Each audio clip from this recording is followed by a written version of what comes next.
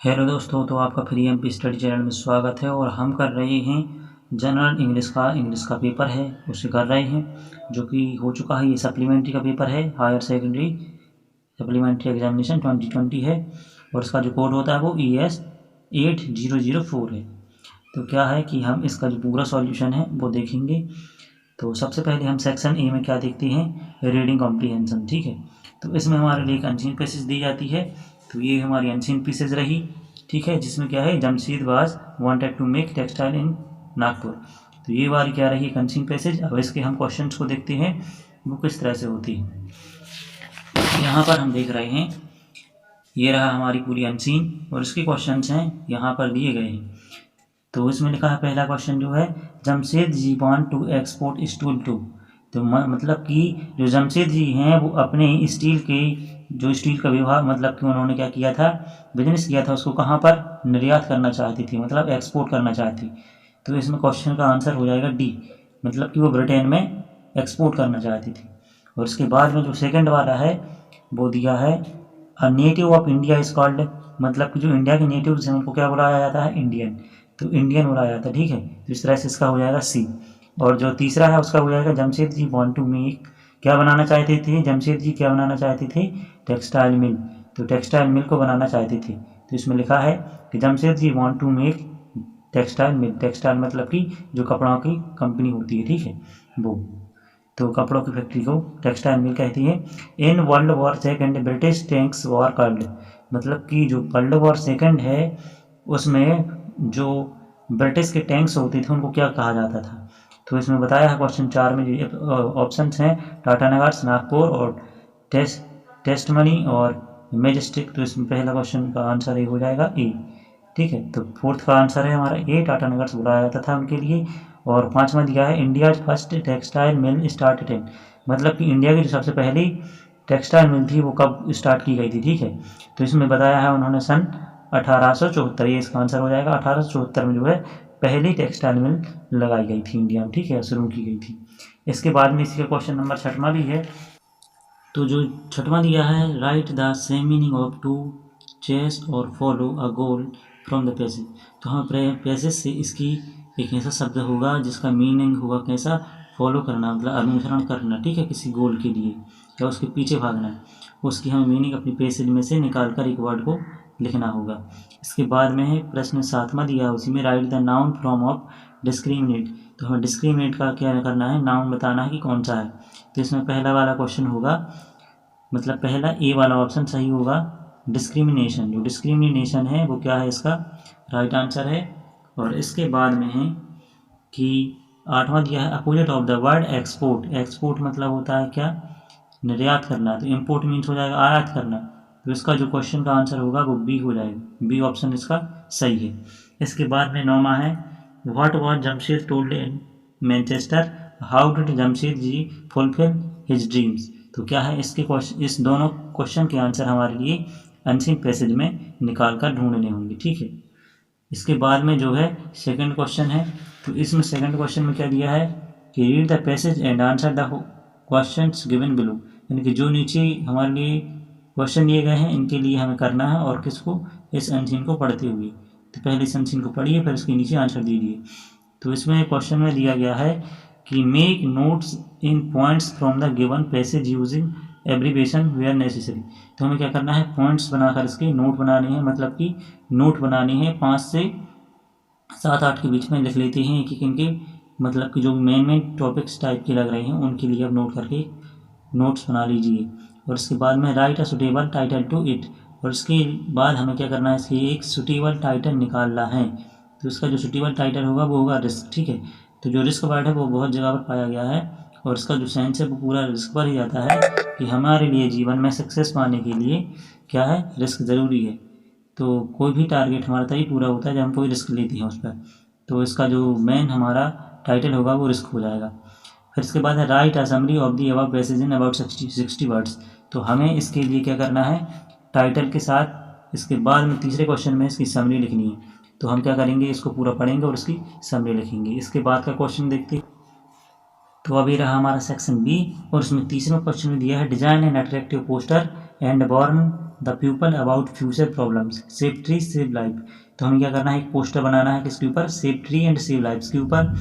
और इसके बाद में इसका और भी दिया गया है जिसमें हमें एक एडवर्टाइजमेंट बनाना है और पब्लिक लोकल न्यूज़पेपर में पब्लिक करना है। और फोर्थ क्वेश्चन में दिया है हमें एक रिपोर्ट तैयार करनी है न्यूज़पेपर के लिए, ठीक है। तो रिपोर्ट के लिए क्या क्या है, उसके हिंट पॉइंट नीचे दिए गए हैं, ठीक है, किलो पॉइंट्स। तो इसके बेस पर हमारे लिए एक रिपोर्ट तैयार करनी होगी। और इसके बाद में उसी का और दिया गया है, उसमें सेकंड भी है। तो सेकंड में क्या दिया है, से नो टू पॉलीथीन बैग्स। तो क्या है, इसका भी हमारे लिए एक रिपोर्ट तैयार करनी होगी। तो इस तरह से क्या है, इसके लिए हमें एक मैगजीन तैयार करनी है और गिवन पॉइंट्स जो भी हमारे लिए पॉइंट दिए गए हैं इनके बेस पर। और इसका अगला क्वेश्चन देखते हैं। यहाँ पर आगे दिया गया है एक फॉर्मल लेटर बनाना है। तो write an application to your principal requesting him to allow you to opt for humanities subjects instead of science subjects. तो क्या है, जो सब्जेक्ट चेंज करने वाली एप्लीकेशन होती है हमारे लिए वो लिखनी है अपनी, इसके लिए प्रिंसिपल के लिए। तो यहाँ पर स्कूल का नाम उन्होंने बताया है कि HS स्कूल अम्बाह दिया गया है, ठीक है, और डिस्ट्रिक्ट मोरेना MP। तो यहाँ पर हमारे लिए सब्जेक्ट चेंज करने वाली एप्लीकेशन होती है उसके लिए लिखेंगे, या फिर उसकी जगह पर हम और में जो दिया है क्वेश्चन, एक लेटर लिखना है कलेक्टर के लिए और उसमें बताना है क्या, जो लैक ऑफ फैसिलिटीज़ है, मतलब फैसिलिटी की कमी है, माल फंक्शनिंग है हॉस्पिटल में, उसके बारे में बताना है। और एक लेटर किसके लिए, कलेक्टर के लिए लिखना है। इसके बाद में एक छठवां क्वेश्चन जिसमें दिया है इन्फॉर्मल लेटर, सेक्शन B का है ये, ठीक है। तो इसमें हमारे लिए क्या करना है, फादर के लिए रिक्वेस्ट करते हुए 5,000 रुपये मांगने हैं एक लेटर में, ठीक है। तो इस वाले को भी हमने अपने चैनल पर अपलोड कर रखा है, तो आप देख सकते हैं, इसको भी कर रखा है।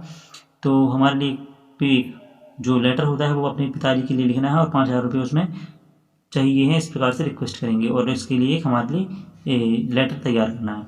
और उसके ही अथवा हमें दिया गया है क्या, एक हमारे लिए फिर से इसमें लेटर राइट करना है जिसमें क्या है, giving some advice to moral supports for success in the examination.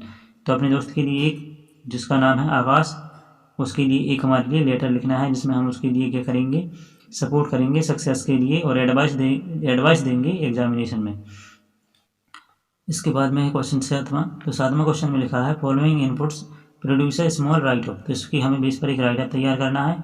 तो अब जो क्वेश्चन 7वां है उसके अथवा में दिया जाता है कोई भी एक ऐसे लिखने के लिए। तो इसमें जो ऐसे है वो दिया गया है साइंस इन टुडेज लाइफ।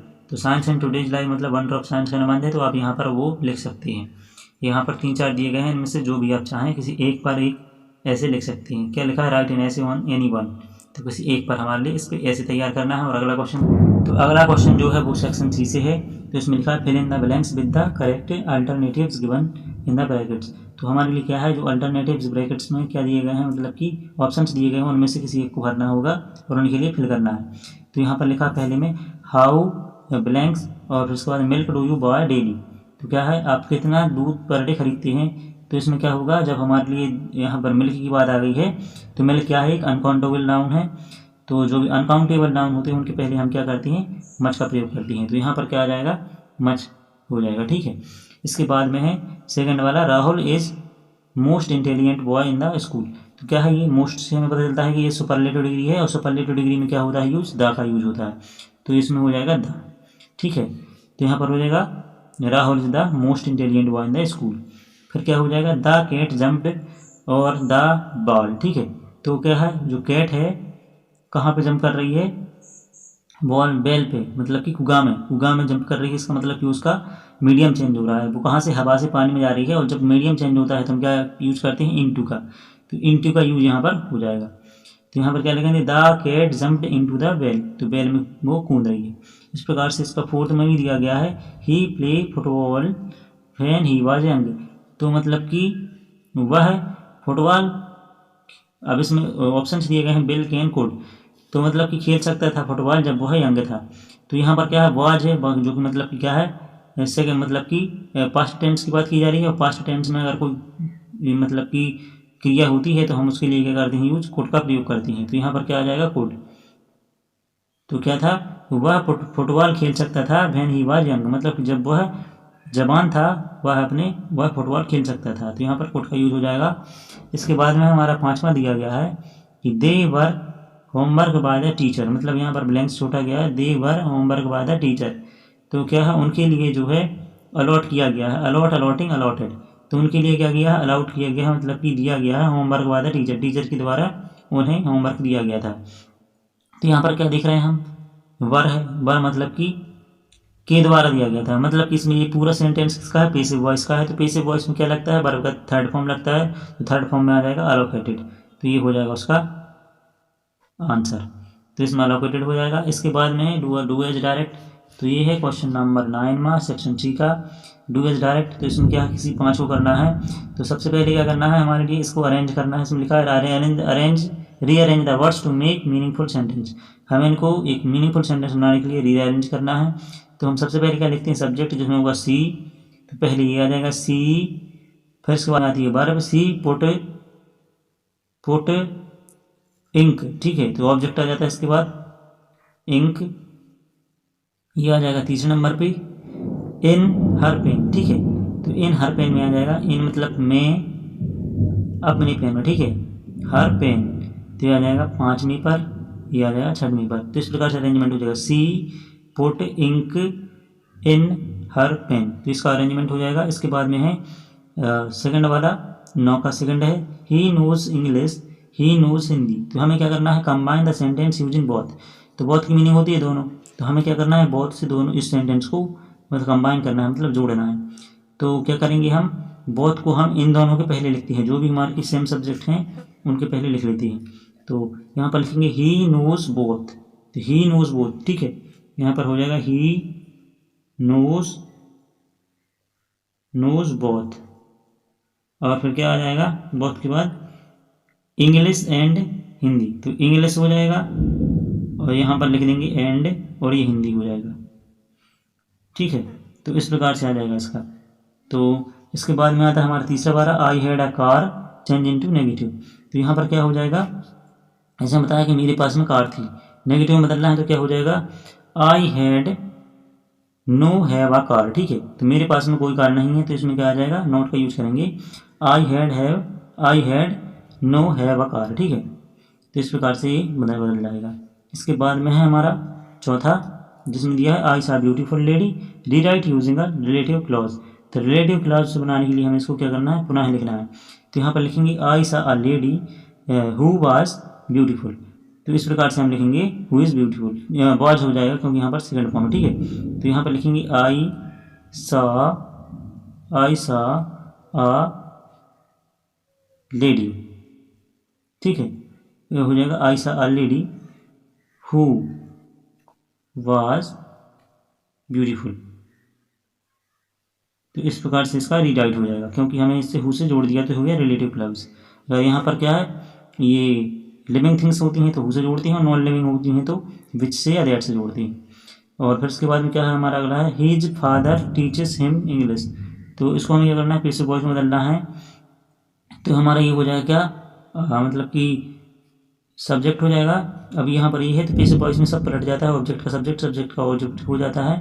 तो यहाँ पर आ जाएगा ही, और ई एस लगा है तो हो जाएगा इज। इसके बाद में आ जाता है इस वर्ब का थर्ड फॉर्म, तो हो जाएगा ही इज टॉट इंग्लिश। फिर उसके बाद में आ जाता है ऑब्जेक्ट बाय हिज फादर, जो भी हमारा सब्जेक्ट था वो बाय के बाद में आ जाता है। तो यहाँ पर आ जाएगा ही इज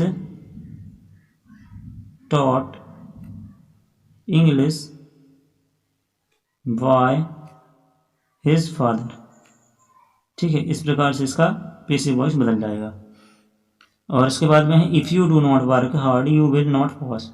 तो क्या है, यदि आप कठिन परिश्रम नहीं करते तो आप पास नहीं होंगे। तो इसके लिए हमें क्या करना है, rewrite using unless in place of if. जहाँ पर इफ है उसकी जगह पर हमें अनलेस का यूज़ करना है।